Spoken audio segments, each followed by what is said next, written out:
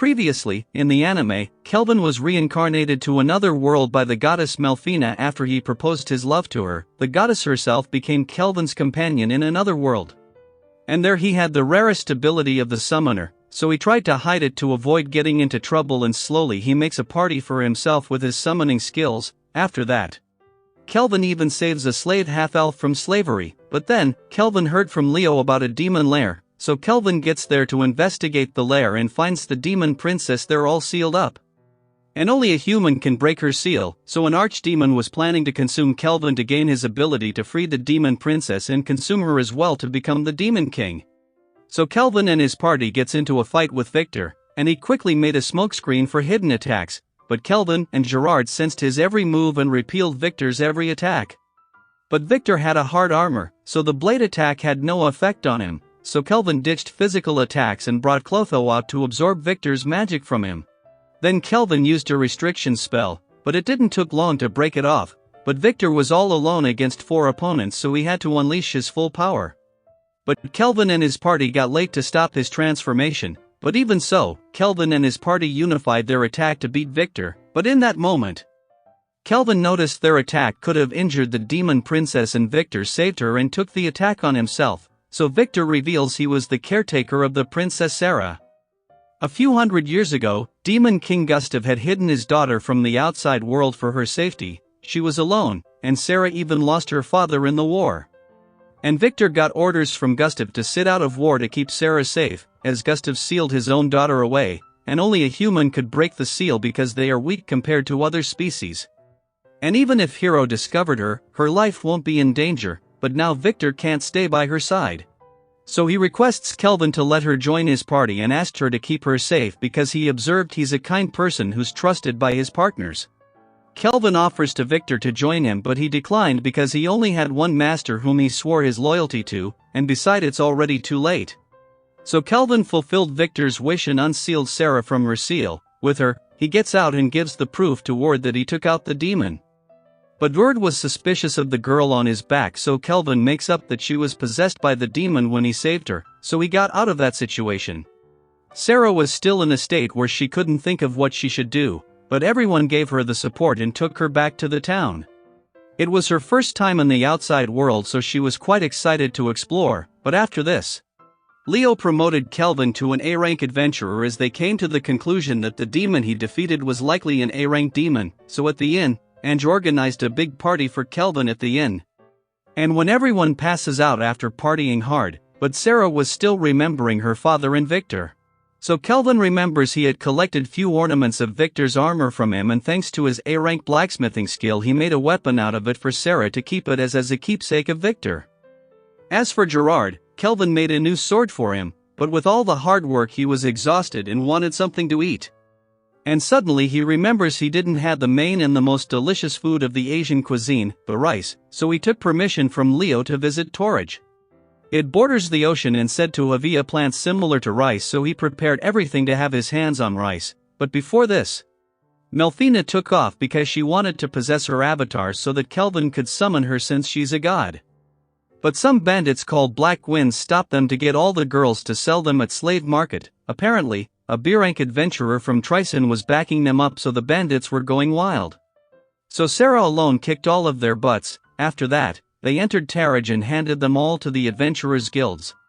The guild master named Mist knew about Kelvin since she was acquainted with Leo, but regarding the Black Wind, she told Kelvin that a warrior from Trison named Kristoff had stopped the Black Wind some time ago, but now he's secretly joined hands with them for money from slave trading.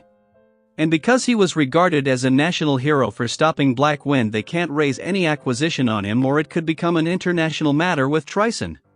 So Kelvin picked up a strong magic coming from 4-person that just entered the town. They were none other than Heroes Party. So he got a plan and Mist officially asked the Heroes Party to help them out with Bandit's problem. They were hardly at the level 50 and Kristoff was at 70. And Black Wind and his gang members were operating as usual with their slave trading and chose a mother and daughter. But that's where Kelvin and his party came in to take care of this bugs. Christopher and his party were so full of himself, but they were nothing but cannon fodder in front of Kelvin and his party, so when he took care of them, Mist had sent Hero Tuyat and his party to so that they could take the credit, they found all the slaves, but Clotho was there to keep them safe.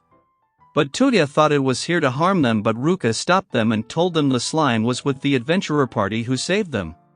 So her mother Ellie asked Tuya to help out the adventurer party, who went ahead to fight Kristoff, who's a veteran warrior. But when Tuya gets there, he saw Kristoff on the ground and mistook Kelvin and his party as the bandits.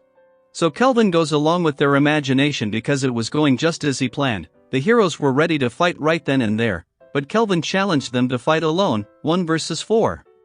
And loser had to do anything the winner says. Kelvin planned to test them out and see their progress because they are the heroes of this world. So he brings out the new gear he made that could copy any skill, and before the ruckus he had copied Sarah's rank S skill to fight in close combat. Tuya was at S rank in swordsmanship, yet he was pushed back by Kelvin, so even when his other teammates tried to assist Tuya they were not much of a help. Their teamwork was total mess because Tuya was only thinking that he's the only one hero there, and it's his destiny to defeat the Demon King, so Setsuna slaps him to knock some sense into him. She reminds him of the time they were summoned together and the way they always relied on each other, so Tuya understands and puts down his ego.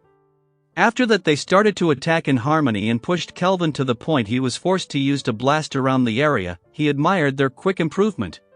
But they were still no match against his overwhelming magic, and this time Heroes Party were defeated, and after a while Tuya woke up and got on his high fever again to defeat Kelvin.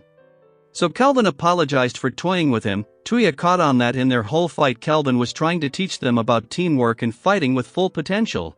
So Kelvin then takes the whole Heroes Party for some training. He taught them about teamwork and combined attacks, and with his advice they improved a bit more, so they took a quick break. But they were still struggling against just a giant octopus, so Tuya himself knew they couldn't be a match for the Demon King's army, and right there Sarah fished out the sea dragon for having fun. It's a rank S monster, but Tuya calls to sit this out because he wanted to safeguard his teammates. He took the right call knowing when to back off. That lesson was enough for them to continue their journey, and Kelvin saw now they could survive and maybe they could become promising heroes of this world. After that they goes on their own way, but there a messenger comes from Mist and Kelvin understood his wish gonna be fulfilled now, but first he had to meet the queen. The architecture of castle was Japanese, so Gerard tells them that the first ruler of Tarage was from another world like heroes, and now his descendant had been ruling over the nation. So when they entered the castle Kelvin left out his shoes and the Queen Tsubaki got pleased. Kelvin knew of Japanese courtesy.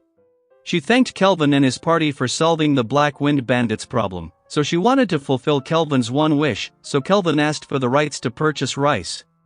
Which makes her even more happy that Kelvin wasn't a greedy person, so she agrees to his request and threw a nice banquet for them. Kelvin finally tasted the rice he was longing for, and Tsubaki even lets all of them stay at the castle for a while. Their Ethel learned Japanese way in cooking, and even Tsubaki loved the food Ethel cooks, so she joined them on lunch. Then Tsubaki tried to make Kelvin stay with her and promised to give him a job as her personal caretaker, but he got scared of Ethel and quickly moves back to decline her offer. But she didn't mind as she respected his decision, and after that, Tsubaki gives them an access to use the teleport gate to move back their home. So our party returns back and Kelvin purchased a house as his party members has grown. It was big spacious house, but more importantly it had the bath. And there Ellie and Luca came to work as maids to take care of the house, but at night, Kelvin senses that Melfina had returned. She told Kelvin he could summon her now, and without wasting any time Kelvin brings her into this world and falls in love with her again. But sadly, our second part of this anime had to end right here, but stay tuned to watch the last part of the anime on my channel. Till then, take care.